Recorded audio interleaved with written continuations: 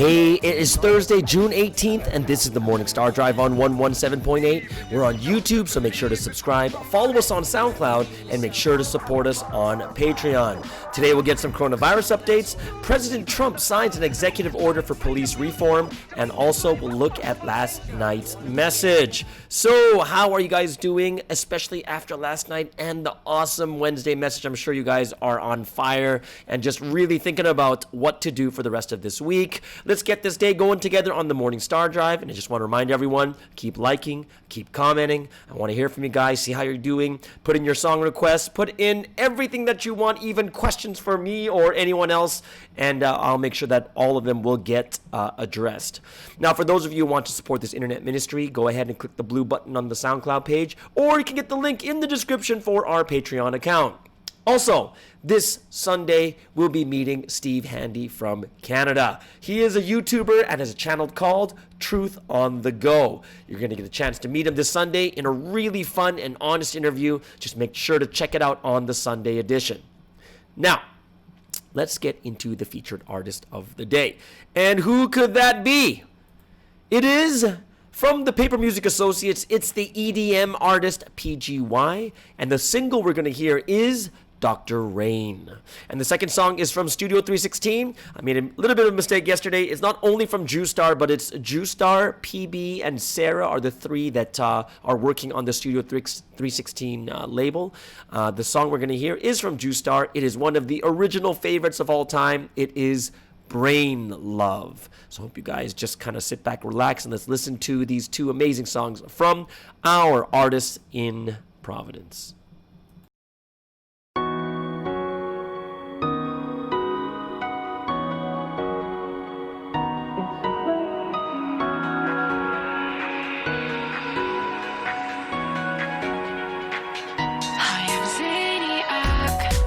My name, I'm a 95 model, a defective robot. Oh, it's today. I have an appointment. I'm gonna meet my last moment.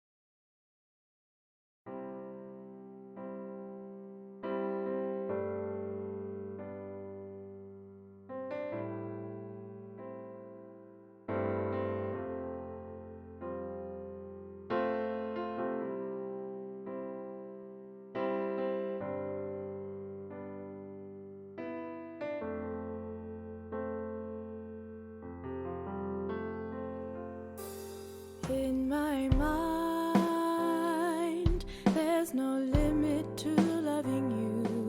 There's no limit to loving you. In my mind, every day I can live in love with you. I can live in love with you every day. Oh, why do people chase love that runs away? When will they see it's not true? There's a love that's pure, that's worth so much more. When will they see the essence is you? All day, all night, no matter where you are, no matter where you are, all day, all night, everyone in a million different ways, in a million different ways can feel this love. Oh, whether you're young or old, this fire won't grow cold. It's the only love to last forever. Love that can be compared, 6,000 years unshared. Now love becomes the wings of the rapture.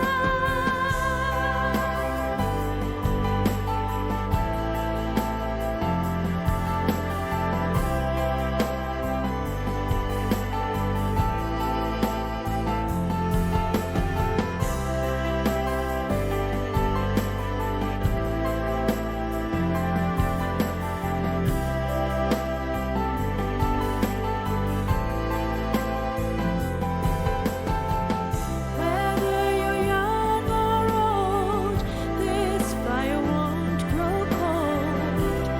It's the only love to last forever. Love that can't be compared, 6,000 years unshared. Now love becomes the wings of the rapture. In my mind, there's no limit to loving you. There's no limit to loving you. In my mind, every day I can live in love with you. I can live in love with you every day.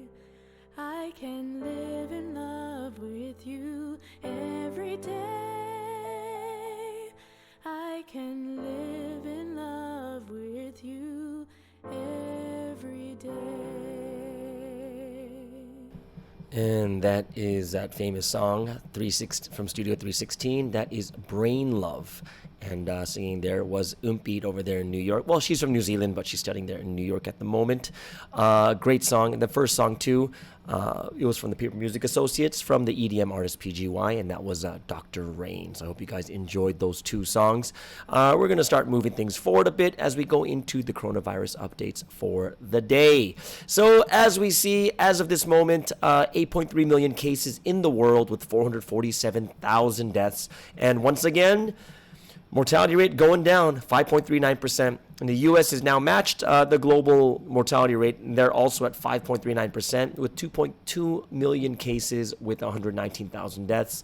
Brazil, they're just an inch away. They're an inch away from 1 million cases. They're at 929,000 cases with 45,000 deaths, and they went down too. They're under 5% now. They're 4.89%. India, 355,000 cases, 12,000 deaths at 3.36%, and their mortality rate is going up.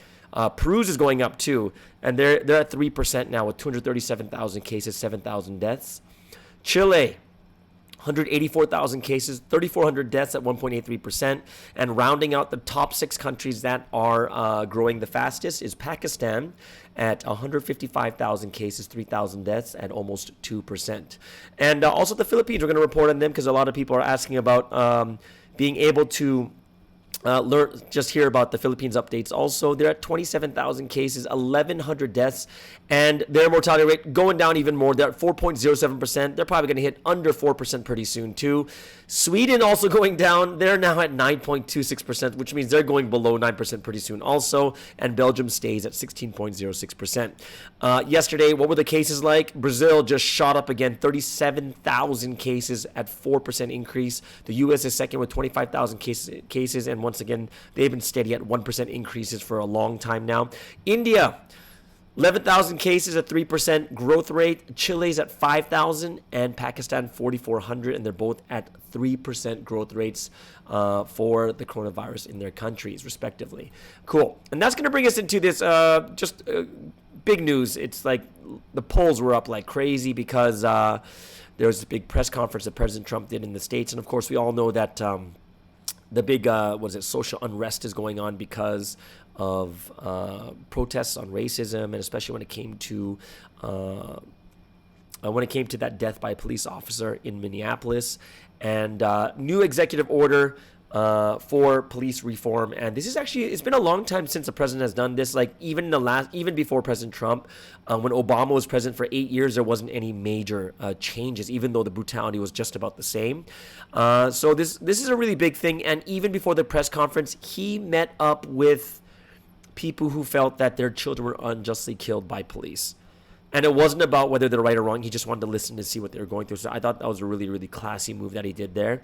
And in the live press conference, basically President Trump said that he wants... Basically, he said that we're not going to defund the police because they're an absolute necessity. And all the stats show that if police presence goes down, crime goes up like crazy. Right? Or, basically it gets to a point there's chaos and anarchy. So we need the leaders in each of the states to kind of support the police forces. And even with statistically, the majority of Americans believe in the police force that they shouldn't be defunded. Right? Even though the protests are out there, the majority that have been surveyed, they believe the police force is an absolute necessary. However, they also agree that there needs to be more transparency and more community engagement. So that's a good sign too, that people are asking for more change and not just saying don't change anything. And also, President Trump also brought up looting, arson, violence, destruction, obviously, which isn't a good thing. And finally, I think there's going to be strong penalties for these people who do these acts. And I think that's definitely a good thing, or else you got to look at some of the pictures of some of these places. It's really, really crazy what it looks like. It almost looks like a battle zone. It doesn't look like in America anymore. And one thing that he really wants to do is adopt the highest standards to serve their community for each of the police departments and police forces. And he also said that the majority of the police are courageous public servants and keep the streets safe, which stats prove to show it's true. This is kind of some of the things that are happening in the executive order, which are great things. Basically, police departments that are accredited, that have good training standards that are accredited, there will be like discretionary grants for these departments, which is a great sign because they'll be supported even more if they have these training standards. And the focus is wanting more good police officers, right? Of the few bad police officers that are doing what happened in Minneapolis when that person died, because the guy was kneeling on his neck, which is crazy. And you know what? Every police officer that saw that, they were all condemning it. So it wasn't like anyone was supporting them. And also they want to have a database of police officers that have infractions, because the guy that killed, like basically put his knee on the neck, George Floyd, this guy had 18 infractions, right? So, they don't want to just have these police officers just moving from department to department, but they want to have a national database so everyone sees it, okay? Also, they want for chokeholds, right? They want to not ban chokeholds, but only when there is unless it's absolutely necessary, meaning there's going to be deadly force, right? And another cool thing that he was talking about was co-responders, which means for anything that is nonviolent, depending if there's someone who has mental health issues, addictions, substance abuse, a co-responder is someone that will come together with the cops in a non-violent situation, someone who is trained in mental health, that will help to de-escalate the situation. So that's something that's really, really good too. And of course, the states have most of the police power. It's not the federal. So if you really think about it, whatever President Trump or the president or the federal government can do is really actually very, very limited. It is, because the states have most of the power. So the good thing was President Trump is doing something to the extent what the federal government can do without infringing upon the state's power. So basically, he's doing a lot at the federal level. But you have to also understand at the federal level, there's not a lot you can do. The states have all the power. And, it's interesting because no matter what, it's going to get political. So you can already see there's backlash and people say it's not enough but I think one thing is, in a lot of people's eyes, you could say that it's not enough. And it's true. May not be, but you have to understand that it's limited to the federal government. The federal government only has so much power to govern things inside the states. And also, like a lot of the government officials, these are some things that could have been done a long time ago, even before President Trump was here, but nothing's been done until now. Right? So it's kind of a sign that, hey, you guys might not be enough in your eyes, but there was plenty of time to do it in the past too, because police brutality this is not a new issue. It was there during Obama's terms. It was there before Obama's terms too. So it's something that we really have to think about. Is when it comes to politics, I'm not a big fan of it. It's usually like a power play, but I'm glad that the protests are having some type of an effect from the federal level, but the protests are going to have even bigger effects at the state level more than anything else, right? And for those of you who haven't heard, there's a lot of police officers that are actually resigning because it's becoming too dangerous. And of course, the reputation's terrible right now for police officers, and even for the good ones. Like the good ones don't want to risk their lives anymore if they're going to be treated like this. So it's really interesting how things will turn out, but hopefully something great will turn out from it. Yeah, so it's something that we can really pray for more and more. So let's move on to the praise section, a time that we can praise all together to the Holy Trinity and just kind of have that time together, reflecting and just loving the Holy Trinity more and more. We're going to listen to two songs. We're going to get an upbeat song in the beginning. We're going to listen to It's Only You as the first song. And of course, one of my favorite songs for the second one, the hooting and the cuckooing. It is the Scops Owl in My Hometown. And I think this one is sung by one of my favorite singers, G-Boy in the Philippines. All right, let's have a great time of praising together.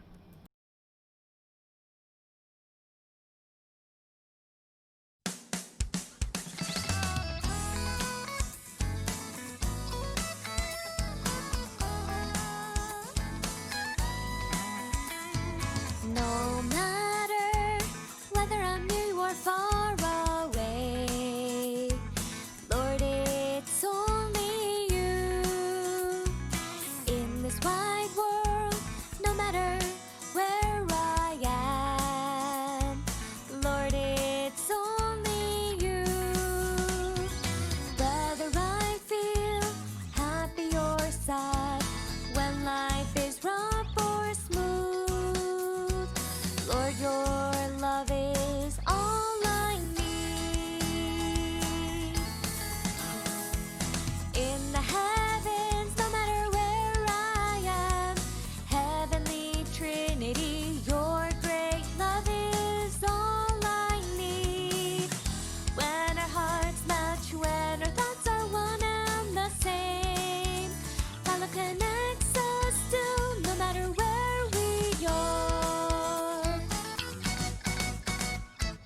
In this world, as I live here, my body now, Lord, it's only you. If there's no hope as I live in this world, still it's only you. Even when life brings me hard times, I will not ever change. Loving you is all I need. In this wide world, no matter where I am, my sincere heart of love I'll give only to you, Lord. When our hearts match, when our thoughts are one and the same, that love connects us still, no matter where we are.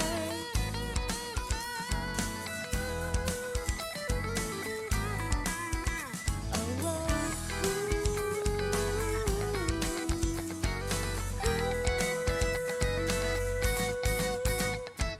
whether I'm with you or whether we live apart, true love does not change.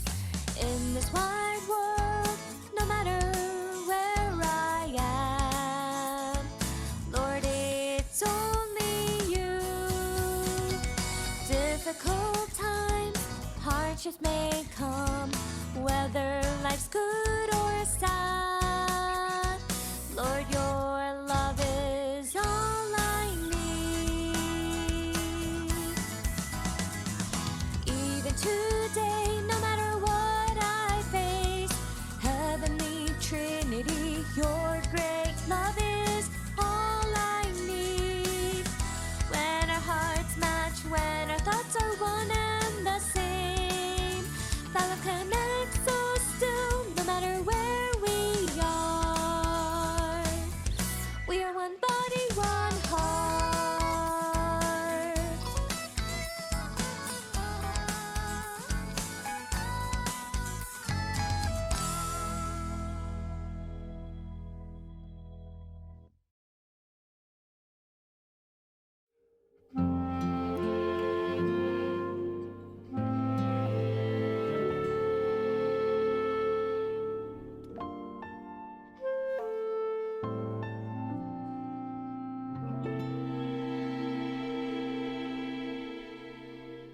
In my hometown, hear the scub sound, hooting, hooting, crying all night, sorrowful, haunting. Hear the reply, cuckoo, cuckoo. Why do they cry out? What do they say? Suffering out in the wind, through the snowstorms and the rainstorms, all those years of struggling.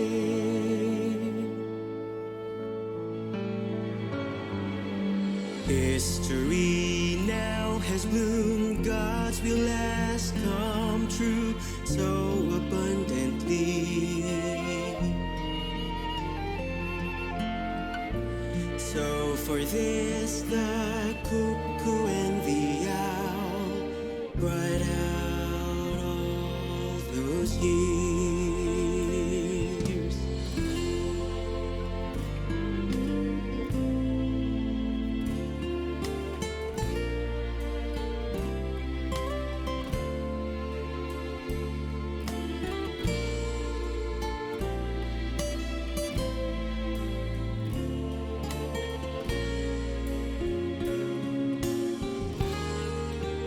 Human clouds gather from all across the world, the whole year round. Walmyangdong fills and overflows as the bright sky. History where the flowers bloom and the fruit is so lovely.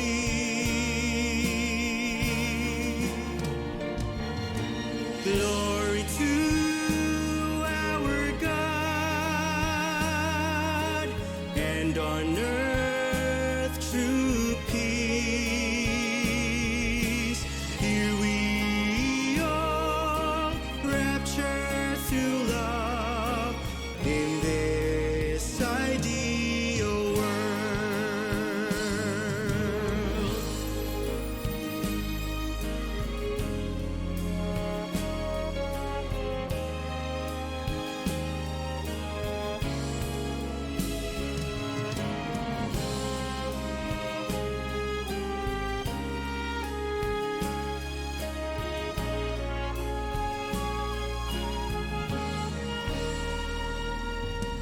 history where the flowers bloom and the fruit is so lovely.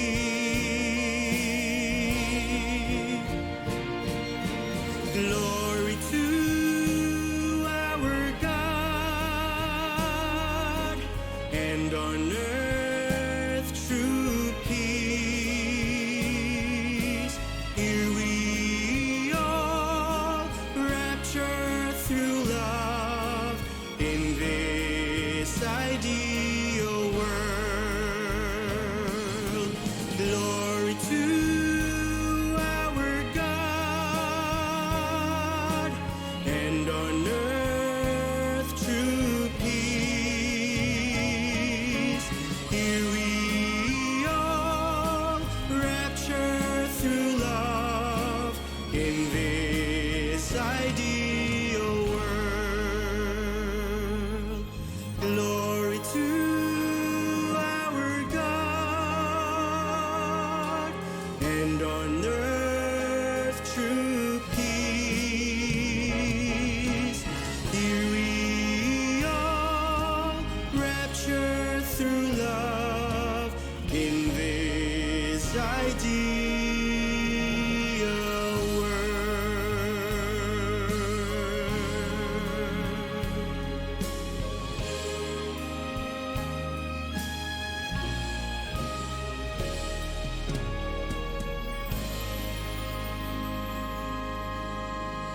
And that is the Scops Owl in my hometown. I would say that would be one of those very deep in Shimjonic songs.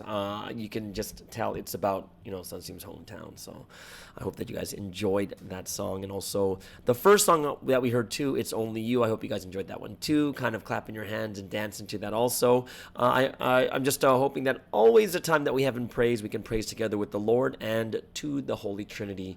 And that brings us into a time where we could talk about last night's message. Yes, and this is something that it's always exciting to talk about the message and kind of get more deeper insights. Like even for myself, I can't catch everything. But the good thing is that, we get different views of what we see from the messages. And I hope that you guys too, in the comments and such, just put in comments like, hey, I realize this and I realize this, because I would love to hear it too. And I'm sure other people are checking out the comments too. Yeah, it's pretty cool because lately the comment section is getting bigger and bigger. A lot of people are chiming in the comments. I hope you guys can keep doing that also. Great message last night. Super great flow. As a lecturer, one of the things I always look at is the flow. Flow was so good. And it had an overwhelming message about listening to the words properly, like listening really well. And I think that's a great message. It's not just about keeping God's word, but it's also even more so about listening well. It's almost like it's like you can listen to your parents, but then if you don't listen well, you don't do it very well. Like if they say they'll tell you to do something, like say clean your room, but you don't really clean it that well. Like it's good that you're listening, but if you're gonna do it anyways, you might as well do it well. You know what I mean?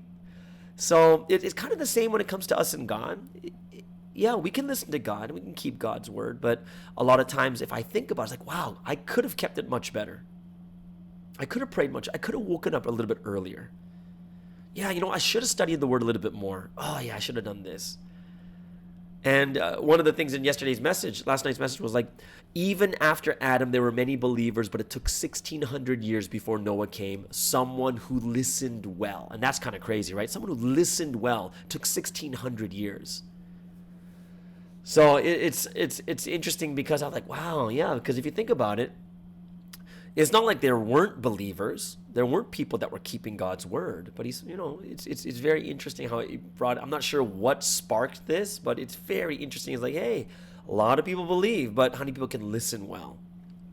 Like you have to do it to the point where in yesterday's message, it's like you got to hear God say you're doing well. Right? Not just you're doing well. You got to hear God say it to you. And that's like, wow. It's like, yeah, when God says you're doing well, then you're doing well. I'm like, okay, all right. God, am I doing well? Right? And it's like, don't listen to people. People change. They'll say you're doing well one time, and then their hearts will change, and then they'll say something completely different. And the second thing you have to hear God say is, you truly love me. And the example, and when the "You Truly Love Me" example, it was so cool because it's like, look at Noah, terrible environment, didn't have makeup. Of course, that's not talking about us, but didn't have makeup, didn't even have suits. There's no cars, there's no paved roads. There's no machines that's going to help him to build this crazy sized ark. But even though he didn't have everything that we have today, he still loved God and served him properly, like perfectly. No suits, no makeup, no cars, no houses like today, no air conditioning, all those other different things. He had sandals, or maybe like flimsy sandals, but he perfectly believed in God and loved God. And God will say, "You truly love me."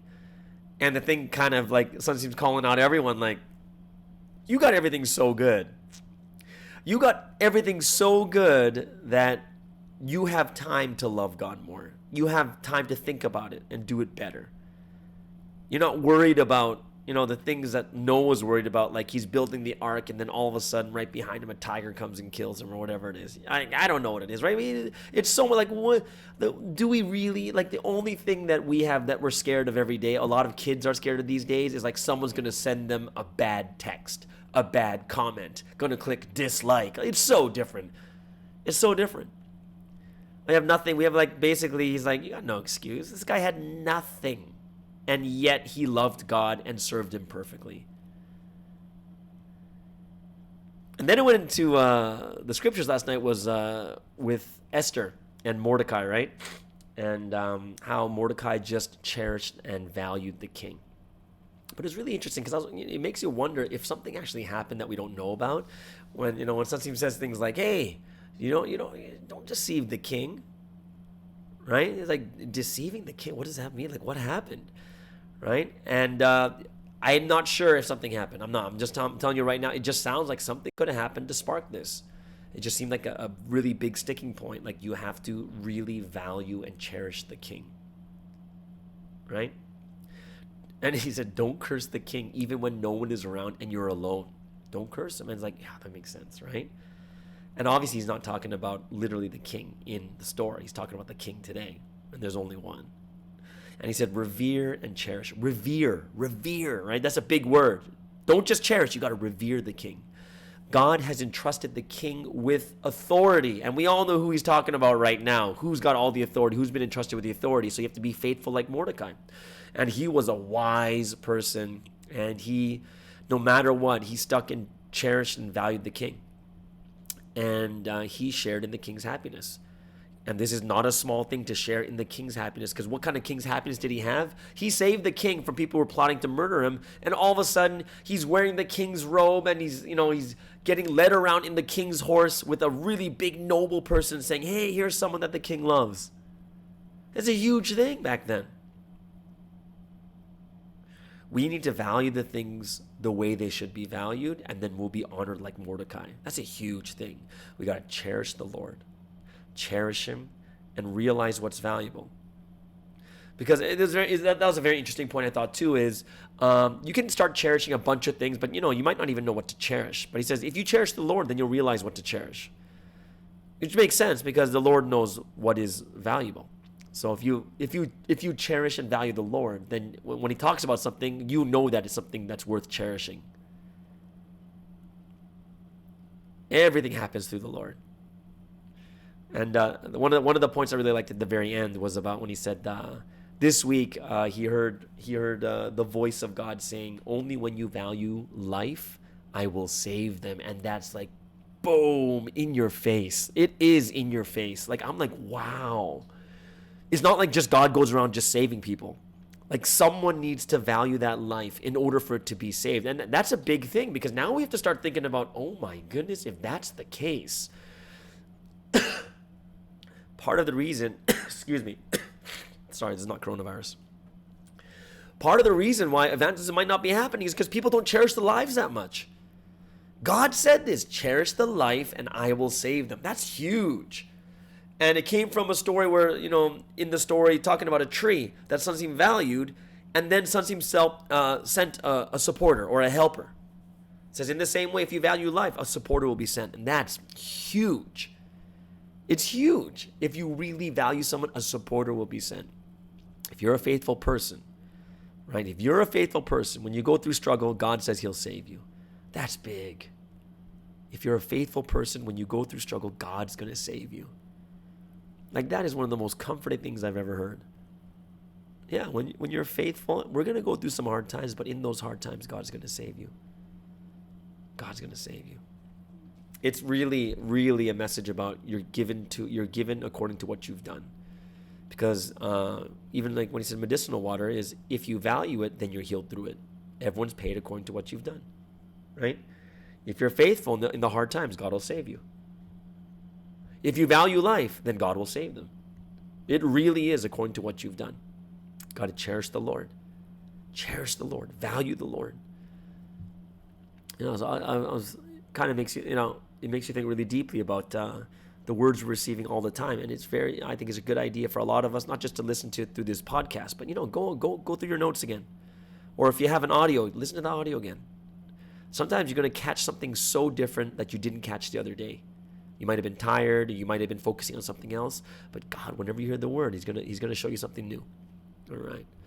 So I hope you guys are all always kind of keeping the words in your heart. But like the message said last night, we can't just be those that keep the word, but you have to listen really well. Listen really well. It took 1,600 years from Adam to find someone who listened well. Yeah. Let's go into the song of choice. And today is also, there is a request. And this is from, I'm assuming this is Julius in Australia. Really cool guy. Awesome soccer player. So here's Julius in Australia. And he wants a song called Not Too Far from Gavi. Okay, and like, who's heard of Gavi? He's a hip-hop and rap artist. And he's a Christian rapper. Christian hip-hop. And this song, Not Too Far, was released in 2020. So it's very recently. And this song is cool. This song is about no matter who you are and no matter what you're going through, God is there. Tell me that's cool. That's so cool. No matter who you are, no matter what you're going through, you got to realize God is there. So here's a Christian rap song from a rapper. A Christian rapper's name is Gavi. And let's listen in. It's my first time I ever heard this. So let's listen and let's listen carefully to this song.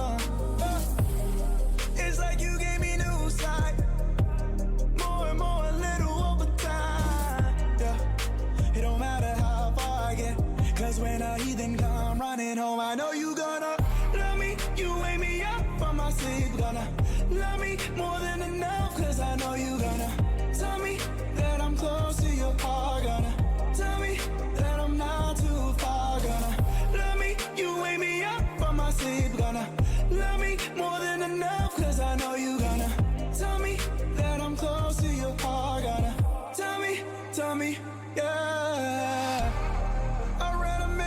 Away. Yo, you catch me testing out my faith. The only thing that never changed was you. Yo, I know that every single step that I'm taking, yeah, it's covered in your love, no hesitation. I can't shake my faith, cause when a heathen come running home, I know you gonna love me. You wake me up from my sleep, gonna love me more than enough, cause I know you gonna tell me that I'm close to your heart, gonna tell me that I'm not too far, gonna love me. You wake me up from my sleep, gonna love me more than enough, cause I know you gonna tell me that I'm close to your heart, gonna tell me. It's so close, it's so close, it's so close. It's so close, it's so close, it's so close. Tell me, yeah, I know you saved, yeah. Even when you see me run, hurt and I'm holding the time, feel like the prodigal son. You wait on us, wait on us, wait on us. Love me, you wake me up from my sleep, gonna love me more than enough, cause I know you gonna tell me that I'm close to your heart, gonna tell me that I'm not too far, gonna love me, you wake gonna love me more than enough, cause I know you gonna tell me that I'm close to your heart. Gonna tell me, yeah.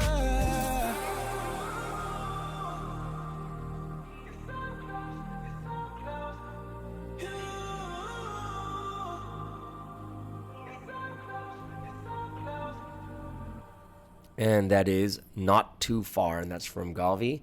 Thank you so much, Julius, over there in Australia. I think he's in Melbourne, for that wonderful request. What a great song. Like, you think that Christian rap or Christian hip-hop wouldn't be that good. That's a great song. That's a song I'm going to listen to more often. I hope you guys enjoyed that song also. And that's going to bring us into a cool part. It's going to be part 4. I believe this will be the last part. Right, the last part of my testimony of 1999 in August when I met with Sunsteam. So let's we're gonna kind of get into this. All right. So the last time yesterday you heard about me having the best trip of my life. That's from 2 days ago. 5 hours with the Lord and just amazing time and felt so good. The trip was great. At the very end, we ask and say, I want to give you a gift. And we go over to his apartment, and give him the gift, massage him. He was so tired. And then at the very end, 3 of us line up at the door. And then it becomes the worst trip of my life. And it's like, basically, he shook my 2 friends' hands, and then he looked at me and he just walked by. And I was shattered at that point. You got to remember this, guys. I was less than a year in Providence at that point. And I was like, whoa, I thought to myself, like, do I have sin? Am I being judged? Did he see sin in me? Like, what's happening? And I was livid, to be honest. So here I am the night before I'm leaving. It went from the worst trip to the best trip to the worst trip, right? It went best trip, worst trip, best trip, and now worst trip. So I've gone in two battles, 2 hills, right? And like, you can't imagine, like, my whole attitude and how angry or how just bitter I was at that point going to the airport the next day. Like, oh my gosh, what a crummy trip. Oh, I just can't stand this. Oh, right? And I get to the airport, and I'm going to the check-in counter. And, I give my ticket, and, when it's like you hear this, like, how they're typing on their keyboards. They have these, like, really budget, like, keyboards from 20 years ago, right? And she looks at me, and the person at the counter looks at me and says, "I'm sorry, sir, we're fully booked today." And I was like, what? Like, you gotta imagine this. I'm already so bitter and frustrated and angry because he didn't shake my hand. And now, the next day, I'm ready to leave and get out of there. And they basically said there's no seats. Like, my cousin works for the airport. She gave me this free ticket, which is a standby ticket. There's no seats.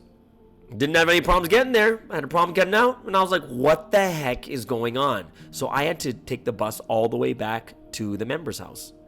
And it's like in US dollars, it's $10 there, $10 back. So, can you imagine? Now, on top of not getting my hand shaken by Sunsteam, I can't even get on the flight. I just spent $20. Next morning, I go take this $10 bus, and I go to the airport again. And, once again, and she says, we're booked. And I was like, what? I was like, do you have any other flights? Like, no, we only have 1 flight a day. I'm like, what? She said, come back tomorrow. So another $20 there and back. So now I'm already at $40. I went back the 3rd day, fully booked. 4th day, fully booked. 5th day, fully booked. 6th day, fully booked. Hey guys, this is 6 days in a row. That's $120 where I just spent on stupid buses just to get like to and from the airport, and there was no freaking seats available, and I was pissed. Because think about this. I'm already down and out because of the handshaking, and now it's like God wants to, like, put vinegar and salt in my wound and say, take that, you loser. And I was just like, I can't stand this anymore. Like, why? Like, why is it like this? I can't stand it, right? And I was just upset. And you know what? After the 6th day, you know what I did? I said, forget it. I'm not going back home. And I didn't go to the airport from that day on. 7th day went by, 8th day, 9th. Like, I didn't go back because I was just, I give up. That's where my mind was. I was in the give up mode. And during that time, the members are wondering, like, aren't you going home? I was like, nope. And I wouldn't even give them the reason. I was so mad. And they're kind of looking at me like, what's going on? Kind of thing, right? And like during that time, 7th day, and then there were some of the secretaries and like Sunseem's younger brother. Like in the next 2 to 3 days, these people came, took me out to eat, took me out to go sightseeing and stuff like that. But I'm going to be super honest with you. I'm going to be super, super honest with you, okay? I wasn't in the mood. Like, even though I was grateful that they took me out and they took me sightseeing and stuff, I was not in the mood. It was so much to the point is like, you have these tour guides like, hello and welcome to Champs-Élysées. Hello and welcome to Paris. Oh, the Eiffel Tower, right? And I would be sitting there like, Eiffel Tower, Champs-Élysées. I was just bitter. I wasn't a good person to be with at that time. I'm just gonna be very honest with you. I didn't enjoy that time at all. At all. So now we're getting to day 9. So there's 3 days already, and it's day 9, and I'm already not happy. Like, think about it. It's been 6 days of not going to the airport, wasting $120, my hands not shaken by Sunseem, and then I gave up already, and I'm just like, I'm going to become a Paris citizen or something, a French citizen or something, right? So that day it was I'm not sure what day it was, but it was the 8th day of my stay there. And can you believe that? I was an extra 8 days in Paris.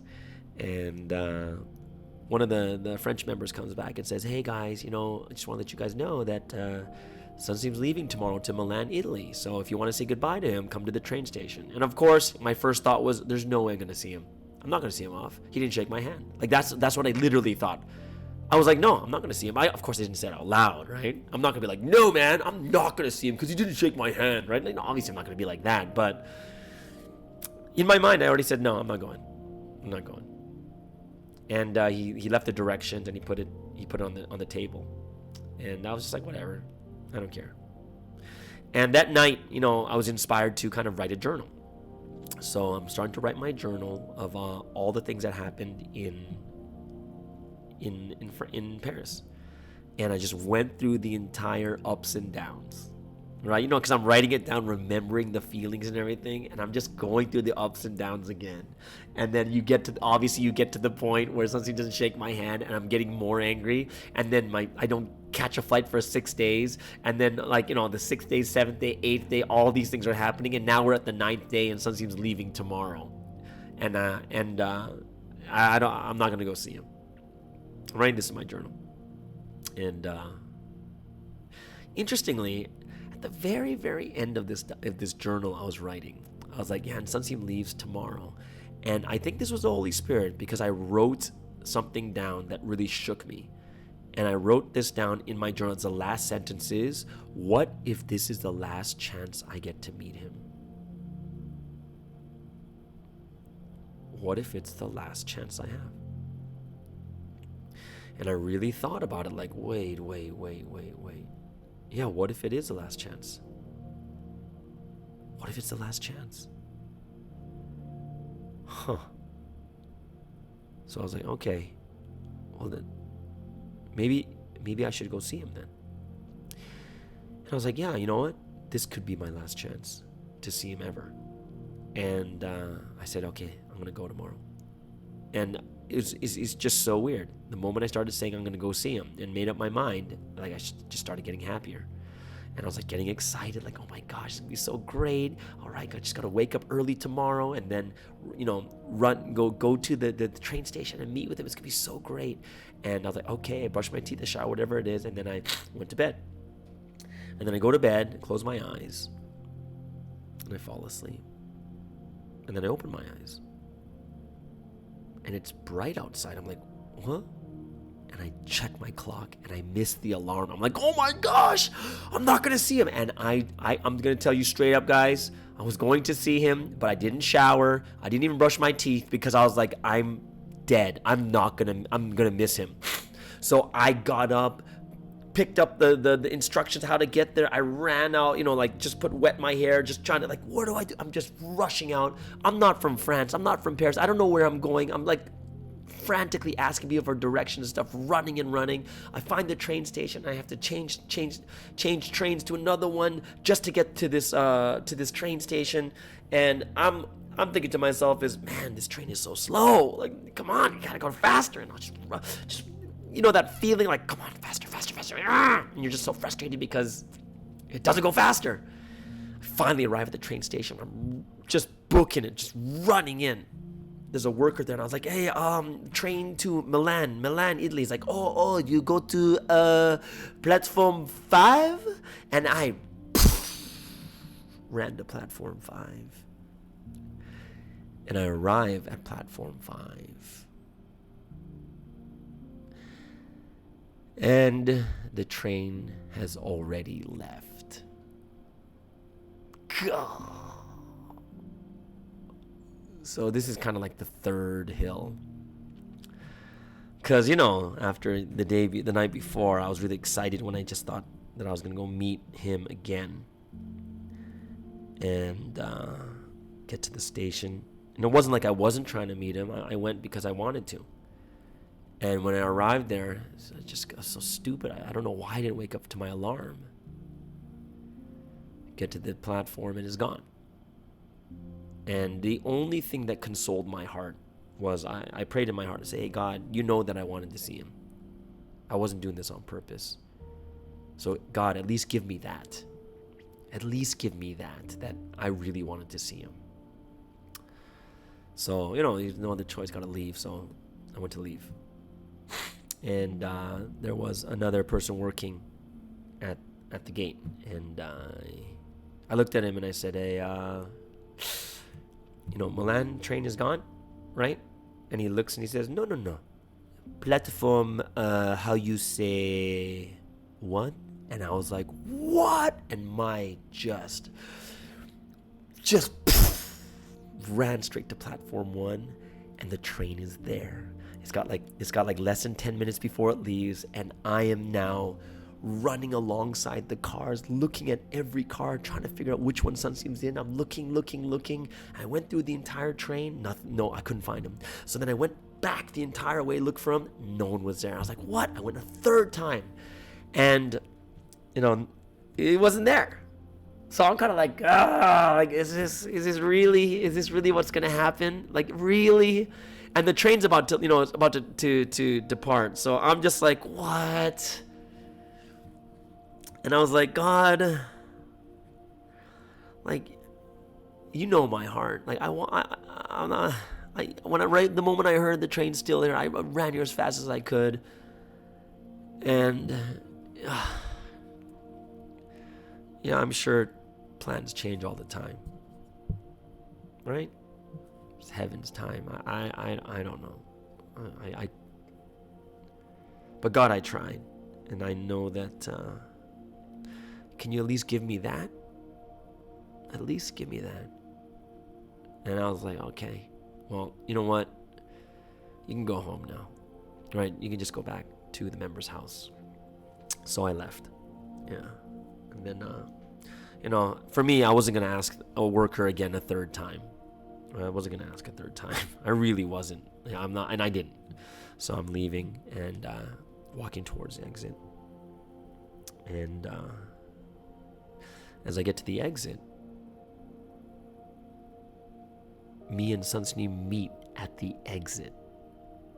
And I was like, what? And he looks at me and he's like, oh, you're still here? And I was like, I don't know what to say. I'm like, oh. And then he puts out his hand and he shakes my hand. And I was just like, what? And we both started walking towards his train. And he gave me his briefcase just to hold, to take it with him. And I am just sitting there stunned by what just happened. And I'm like, what the heck? And I'm just staring at him. He's talking to me, but I'm going to be so honest with you. My Korean was terrible back then. I have no idea what he's saying. I was just in so shocked, so shook, so everything combined at once. And I just looked at him like, oh my gosh. And it was so crazy because there's a huge group of people with him, but for some reason they were way behind. It was just me and him walking together. It was so unreal. Like it's like a movie, like a love story. Just like, after everything I went through, like the 5 ups and downs, it was just me and him walking alone together, going to his train car. And I was like, whoa. Like, I was so shocked. I didn't know what to do. And we stopped at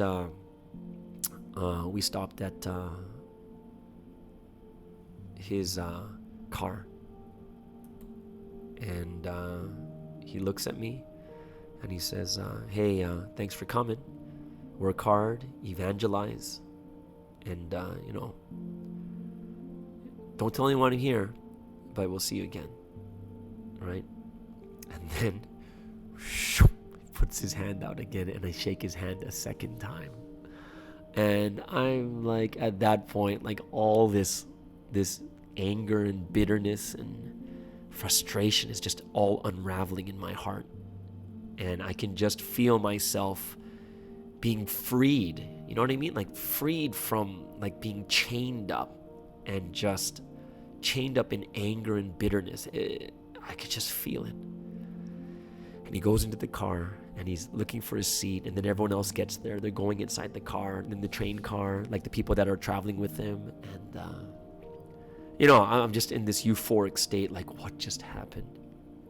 But crazy thing happened is I just realized at that moment I still have Sunsim's briefcase in my hand. I'm like, whoa! And I freaked out and I ran straight into the car. I ran straight in. I was like, oh, Sunsim, your briefcase. I have your briefcase. He's like, oh, okay, give it to my brother. And I gave it to him. And he gave it to his brother. Then he stood up from his seat. He looked at me and brought out his hand a third time. He shook my hand. And, at that point, I'm ready to cry. And he's just like, work hard and I'll see you again. And I got off that train car and the train began to leave, and I was running together with the train, just side by side with Sunstein, just running. Yeah, it sounds like a movie, and I swear it was seriously a movie. I've never been through this type of emotional like roller coaster before. And it was so nuts because that was day 9. He left. I went back home. And I finished my journal of what just happened. And I'm going to tell you guys, it was the best trip of my life. It was the best trip of my life. And I went to sleep that night. And I had this crazy dream. And in this dream, there was a swimming race. And basically, people swim out to the ocean, and there's a flag out there. Like really far out, there's a flag. And the winner is the one that swims out there, grabs the flag, brings it back to the base, and you win. And there's hundreds, maybe thousands of us swimming in the ocean, just swimming and swimming. And with all my heart, I'm just swimming and swimming. And eventually, I'm swimming and I feel like I don't hear anything. So I'm swimming and I look around. I'm the only one swimming. I was like, where did everyone go? And I grabbed the flag. All of a sudden, I was back at the base and I won. Then I woke up in the morning, packed my bags, and I went to the airport. And once again, and she says, there's a seat for you, sir. And then I went home. Whew. Emotional roller coaster. And the one thing I want to tell you is a couple things that I realized from this. Here I am complaining about not getting a handshake when God has planned 3 handshakes in the future. Something so much greater, so much better. And I realized from this, so many times I complain about the now, not thinking about what God has planned for me in the future. So many times I look at what's unfair right now, or the things that were withheld from me right now, or the injustice, or whatever you want to call it, right now. And we have to realize God when it comes to the people he loves, he has planned only good things in the future. And when those dark times come, and when those hard times come, don't sit there and complain, but you got to be like Joseph. Man, he was sold by his brothers. His own brothers hated him. Potiphar's wife lied and sent him to prison. He helped the cupbearer interpret his dream, and still it took another 2 years. You know how long it was before it was 13 years. At 17 years old, he has a dream from God and sold off by his brothers. And when he was 30, he became prime minister. That's 13 years it took. The one thing that I admire about Joseph, made the best of every situation. He said, God's got my back. God has got my back. And it's something that we need to do. We got to trust in God, that he knows and he sees farther than we do, and that future is there, and that he sees a greater future. Some of the things that we sacrifice right now, it's fine for a greater future. Who wouldn't? Like, honestly, think about that. Can you imagine? He's like, hey, I'm not going to give you a handshake now, but I'll let you stay in Paris, one of like the tourist capitals of the world, for 10 more days, but I'll give you 3 handshakes later. Human beings, we're just so short-sighted. We don't see very far. But you got to understand, God sees way ahead of us. So, don't complain. Don't look at the injustice. But you gotta realize God has good things planned for us in the future. One thing else I realized is just recently too is those at the train station, there are so many trains to Milan. So many. It's not just 1 or 2, it's like 5, 10. Like, so many trains go to Milan like every hour. It is a miracle that on my second shot, I was able to find the right train that something was on. That's a miracle in itself. It really is. Everyone, we got to enjoy. Even the times that are hard, you got to enjoy it. I could have enjoyed so much time in Paris. I could have enjoyed it with something's brother, could have enjoyed it with the people that took me out. But instead, I chose to be miserable until God gave me something, which is kind of like a little kid, right? No, I want it now. I want it. And you just cry all over the floor until your parents buy it for you, and then you're happy. Yeah, we got to be these spiritually mature people that looks at the future and says, yeah, God's got my back. I trust him. I trust God. And because God loves me, the future only has good things in store. Amen. And that is my 4-part series for that one experience that I had in Paris, France, August 1999. And I really hope that you guys enjoyed it. It's an amazing story for me. When I retell it, I can feel everything again. And I really encourage you guys, send your stories in. Send your stories in. No matter how big or small it is, everyone's going to be affected by it. Okay? So, that is going to be the end of the story portion. I know I spent way too much time on it, but I hope you guys enjoyed this story more than anything else. And that brings us to the end of today's podcast. I hope you guys are going to have a wonderful and amazing Thursday. Tonight, we're going to have the Bubble Talks at 8 p.m. Malaysia time, so come and join us for that. And we'll see you guys tomorrow on Friday. See you guys later. Believe in somebody. Gotta believe in yourself. Cause no one else will. You have the power.